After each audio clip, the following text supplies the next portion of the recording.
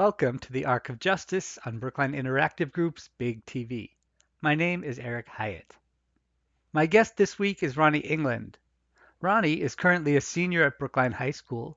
She's a social justice activist and is one of three co-founders of the youth-led political action group A Better Brookline.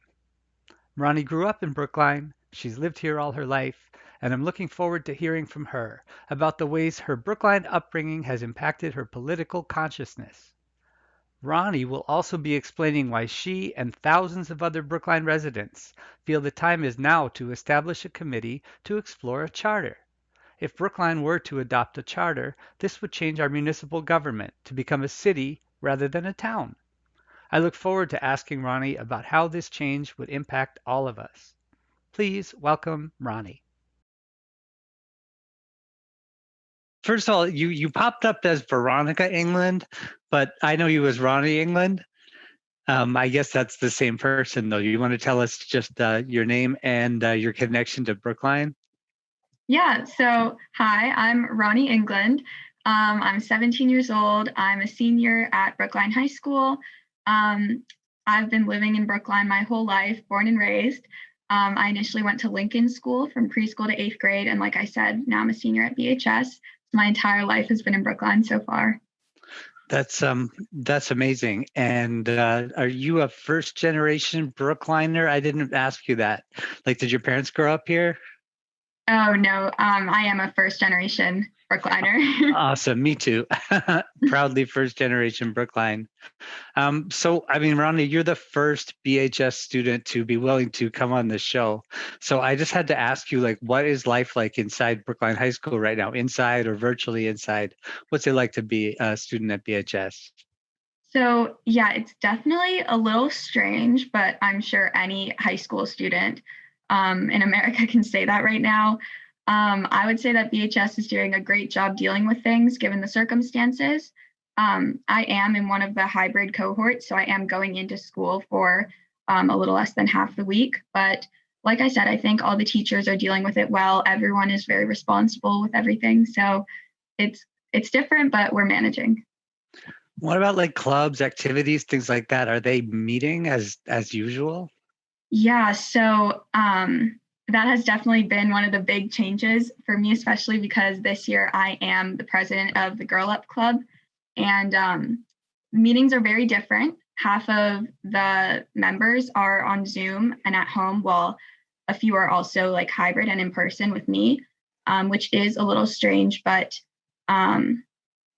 we're making do with it. I mean, some clubs are meeting at different times outside of school, in person, socially distanced. It really just depends, but I think most clubs are able to change their circumstances. Great. Well, I mean, I'm thrilled to have you on the program this week to talk about this organization that you have co-founded, A Better Brookline, and we'll definitely get into that a little bit later in our discussion. But I wanted to first kind of talk to you about. I mean, here you are, you're 17, you're at Brookline High School, and we're about to talk about some really heavyweight political stuff. How did you develop? How did you come to have a political consciousness like this, especially about local politics? Yeah, so I think I have always been sort of politically aware from a young age, but I would say going to Brookline High School has definitely brought that out a little bit more. A lot of the students at BHS are engaged in politics, either through different campaigns or political clubs. I think a big part of BHS that attributed to my political consciousness would be the social justice class, which I took my junior year of high school, the last year. And for those who don't know, this class, we spend learning about different injustices throughout the world. But another big part of it is the internship, which all students are required to take. And I think that class just really like inspired me to take more action in the things I'm passionate about. Yeah. Is that taught? Is that its own department? They didn't teach social justice class when I was at BHS. Is that taught through like the history department, or how does that work? I believe it's a history elective. Got it. That's fascinating. Yeah. So you studied injustices throughout the world, and then you said you had an internship component. Yes. So what did you do for your internship? So mine actually did get canceled because of COVID, but I was able to find a new one. that was originally in one of the options for social justice that I really wanted to do and was unable to do because it was so far. But when everything got moved online, I was able to do it. So it was with St. Mark's Community Education Program. What I did initially was teach English to immigrants, but I liked it so much that I decided to stay, and I moved on to their citizenship classes, where I'm still currently teaching English and helping immigrants train for their citizenship tests. Wow. I read that the citizenship test just got harder, so they're going to need your help. It did, yeah. There's a lot of people that are going to benefit from your help getting them across the finish line. So I know you as one of 3 co-founders of a group called A Better Brookline. And again, before we dive in, I'd love to know how you became one of those 3. Like, are those, tell me about your co-founders, Sam and Ashley, a little bit. Yeah, so Ashley Ng is currently a sophomore at UMass Amherst and a BHS 2019 alum. I initially met Ashley in high school in the club that I actually mentioned, Girl Up. She is the founder and was the first president of that club that I joined my freshman year. So I sort of knew her through that throughout high school. And then Sam Winnikoff, the other co-founder and co-director, is also a BHS 2019 alum and currently a sophomore at Swarthmore.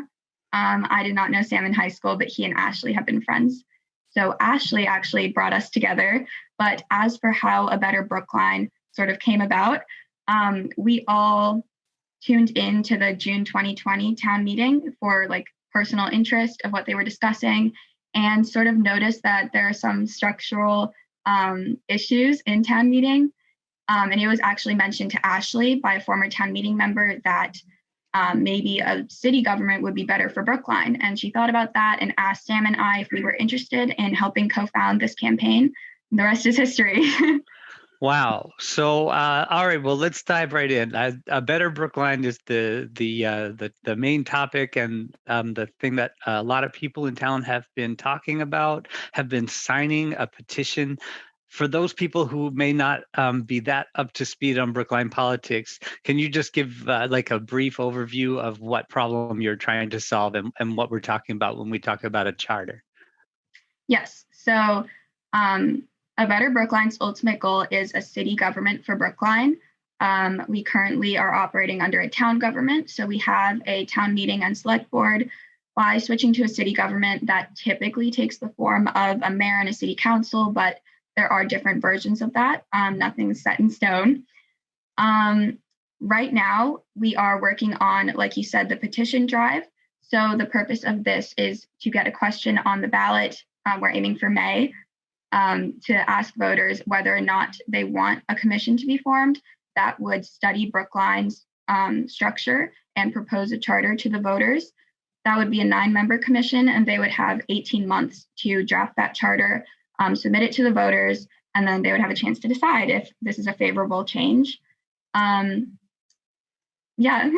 Okay, so let me just recap, make sure I understand it correctly. Step 1 is to make sure that A Better Brookline gets enough Brookline residents to sign is this called a petition? Is that what we're calling it? Yes. A petition, a formal petition. How many signatures do you need on this petition? So we need 15% of the registered voters in Brookline, which is approximately 6,050. But we are going to try to shoot for a little higher than that, just because it's safer to have more. That's a huge amount of signatures. So what type of activities are you taking to gather signatures at that rate? That's an enormous challenge. I could say, I had to gather 50 signatures to get on the ballot for select board, and that was kind of hard during the pandemic, but imagine doing it by the thousands. How are you doing it? Yeah, I mean, it's definitely been a little difficult given the circumstances, but yeah, we've been doing a few tabling events where it is COVID safe. We're very aware of that and want to make sure that everyone, our volunteers and people signing, feel comfortable. So we have been using plexiglass, we have hand sanitizer, gloves, Clorox, all of that. We've been doing a few of those events, and we started shifting more recently to having smaller groups of volunteers go out to different hotspots in the town, like Coolidge Corner, the Village, Putterham Circle, trying to really reach all sides of Brookline and collect signatures there. We usually announce them on our website before, abetterbrookline.org. But more recently, actually, we have launched a Google form, which people can fill out. And one of our volunteers who lives near them will reach out to them and they can coordinate and decide when that person can sign. So we can go to you. This is all really, really useful information. And a lot of people who will watch this show, maybe senior citizens or maybe living in congregate facilities where they can't necessarily get out. So we'll talk a little bit later about what concrete actions people can take to sign the petition quickly.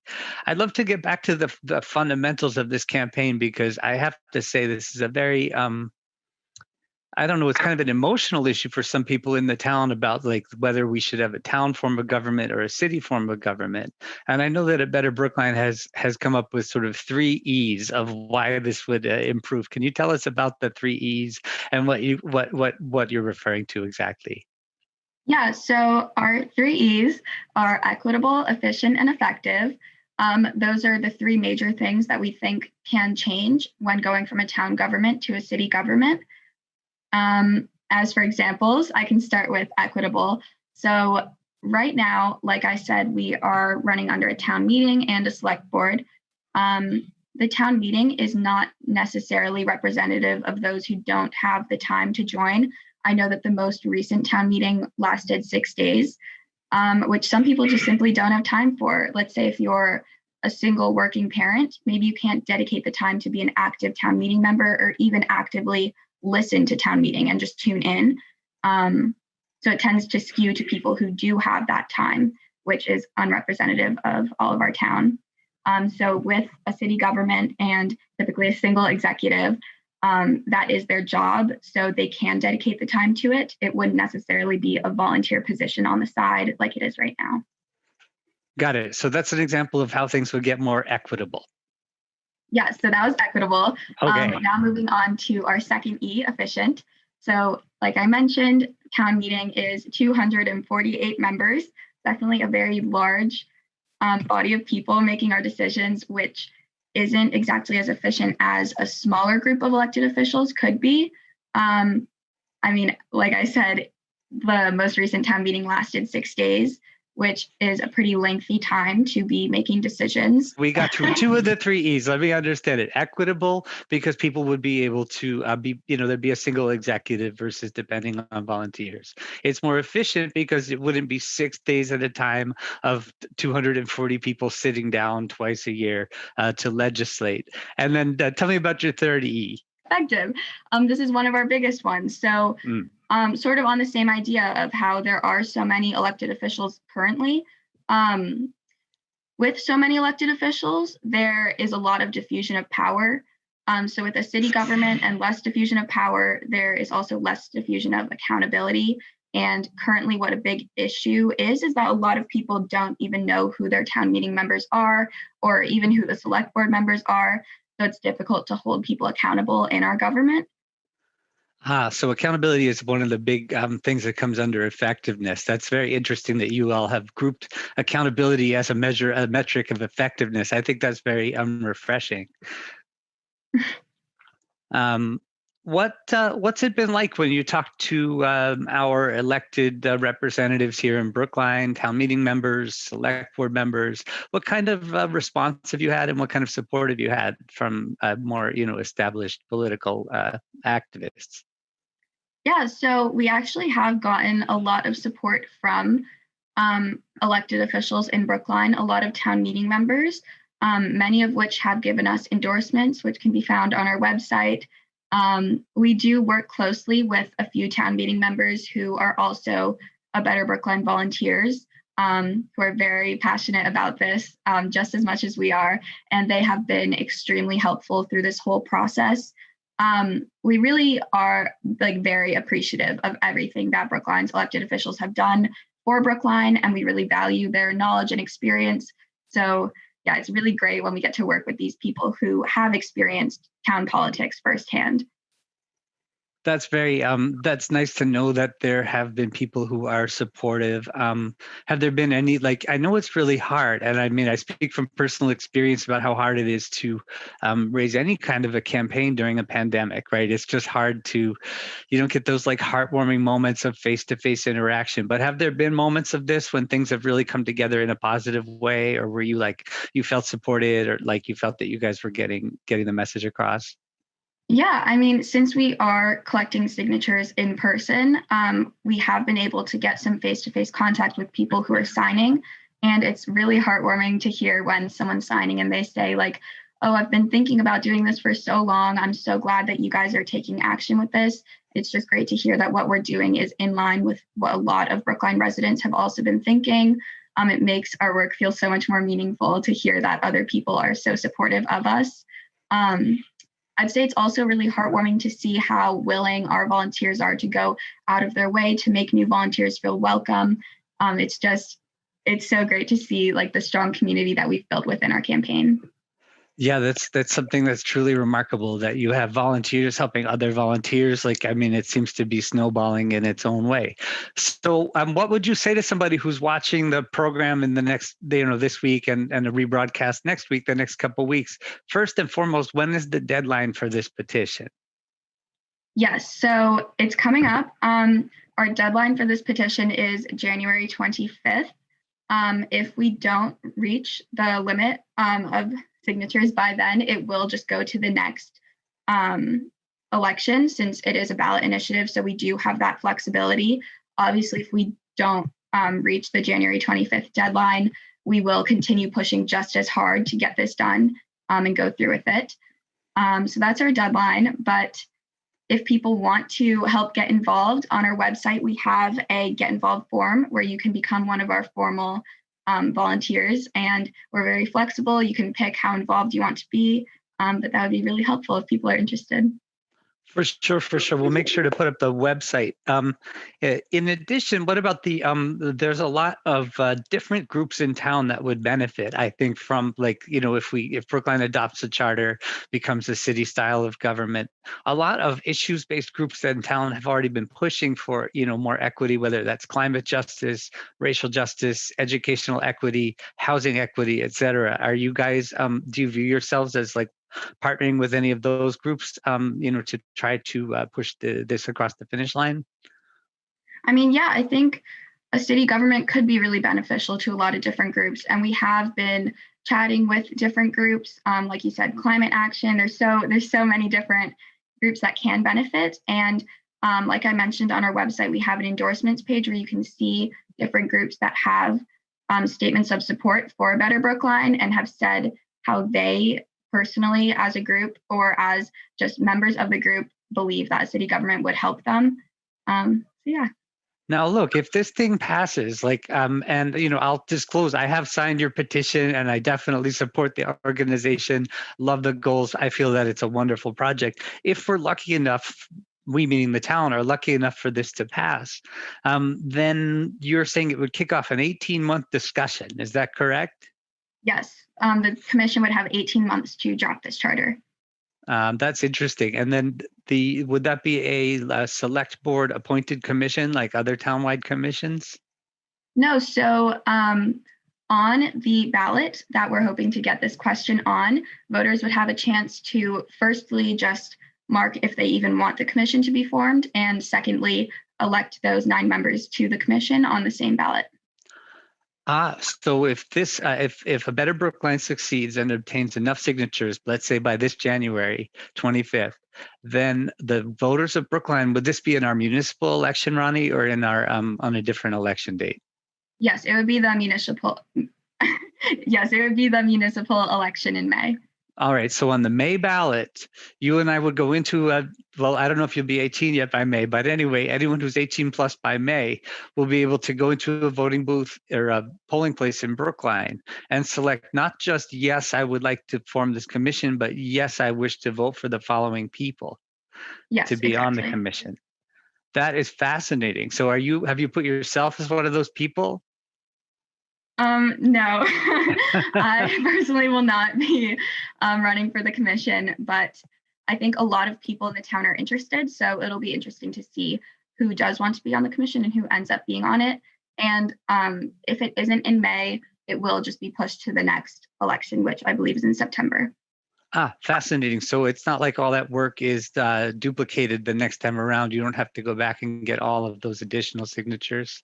Yeah, exactly. We can just keep on going with what we're doing. I didn't realize that. I feel a little bit better. I really would love to see the group meet this coming January 25th, and I see that you have the momentum on your side. I've been watching the numbers go up. The last time I saw the group had posted, they were about 37%. I bet it's higher than that since that last data point. But anyway, pretty good. Yeah, we are at about 3,000 signatures now, so we're pushing for it. Signatures. That's incredible. What do your parents think about all of this? My parents are really supportive. I'll be honest, myself included, we had never even thought about the possibility of Brookline being a city before this was brought up in June. So it was definitely a little strange at first, like, oh, like I've never thought about that before. But just the more that we're all looking into it, we all just they agree, like a city would be more fitting for Brookline. Did you run into any Brookline people who maybe feel differently about it or who strongly feel that the town government style is best? Yeah, I think a lot of people are attached to the town structure for Brookline. I think if you do think that a town is better for Brookline, this first step really is just to get the question out there to voters. So even if you don't think that a city is necessarily better, supporting us by signing this petition would still be very much appreciated, just to get the question out there and let voters think about it and discuss. That's what I've actually heard that argument made a few times. And I mean, why wouldn't we want to at least adopt this discussion, since it takes a gargantuan effort of hundreds of volunteers to get thousands of signatures? Why not go ahead and have the discussion? I personally don't know the end outcome. And that's why you guys have given 18 months to have the conversation, because no human being can use that many variables. We can't. It would take a group effort to sit down and work it through. But why not get started, right? Like that's kind of an argument I've been trying to make to people when I can. Yeah, completely. Are you aware? This isn't like a quiz, but has this ever happened before in Brookline? Has anyone tried to start a petition like this before? To my knowledge, we are the first group who has sort of gotten this far in doing the petition drive. I think a lot of people have discussed it. There has been a charter change discussion group on Facebook for a while, but I believe that we're the first group who has stepped forward in doing it. Yeah, I joined that charter change discussion group on Facebook a couple of years ago, and it's had 6 messages in the past 6 years, and you guys have 6 messages in a day. I mean, you're definitely getting the town's attention. All right. Well, I think we're kind of able to move toward the last phase of the interview, where I was going to ask you a little bit. First, is there anything about ABB that you'd like to mention that I haven't asked you about? I think that you've covered most of it. Yeah. Good. In which case, I have a special question for you, because you're definitely one of the youngest activists to be, active in Brookline right now. Tell me what your ideas are about Gen Z leadership in general, people of your generation stepping up, and then at the same time, kind of misconceptions people might have about leadership from your generation. Yeah. So I think that our society is better off with all ages contributing. Everyone has a different perspective of looking at things. So I think it's important to have that diversity in different campaigns, or really in anything in general. Like I said, we're very appreciative of everyone who's older than us and does have experience. We do want to work with everyone and hear all perspectives to really make a better Brookline for tomorrow that everyone is happy with. So yeah, I think that's definitely one of the best benefits of having Gen Z involved in things. I also think it's really inspiring for other Gen Zers to see that there is a youth-led campaign that they can be a part of and feel welcomed in, that really anyone can feel welcomed in. We have volunteers of all ages. We love anyone who wants to join. So yeah, I'd say a big misconception with Gen Z leadership in general would be that we don't really care about politics and are just like getting involved to get involved, which could not be less true. In my experience with this youth-led campaign, everyone of all ages is just as equally invested and deeply passionate about what we're doing. I think it may be partially that the tools that younger activists use to organize and to share information are different than the tools that like middle-aged or older activists are using. So we might not see younger people as active on, say, Facebook, for example, which has been known to be one of the centers of the town's political debate and discussion. You guys have done a good job entering Facebook, but like, what tools, other tools that younger people are using to organize themselves? Yeah, I'd say social media presence is definitely one of the strengths of being a youth-led campaign. We, like you said, we are active on Facebook. We are very active on our Instagram and Twitter, especially. So definitely look out for those. We are A Better Brookline on all handles except for Twitter, which is City of Brookline. Amazing. Well, we're going to make sure to share all of those links and Twitter handle, Instagram handle, and anything else for our viewers that want to get involved. I hope that you'll be hearing from some people as this gets on the air. And I also, since we have till January 25th, later in the campaign, I hope I can have one of your co-founders come on the show and talk a little bit more closer to the end date if the strategy starts to shift. But I hope this thing just snowballs for you, Ronnie. I hope that A Better Brookline makes the first cutoff January 25th. But I appreciate knowing that all that work is never going to be wasted because it would just roll right into the next cycle. Yeah, thank you so much. I'm sure Ashley and Sam would be really excited to be on the show as well. Thank you so much for having me. I appreciate it so much, Ronnie. Have a wonderful day. You too.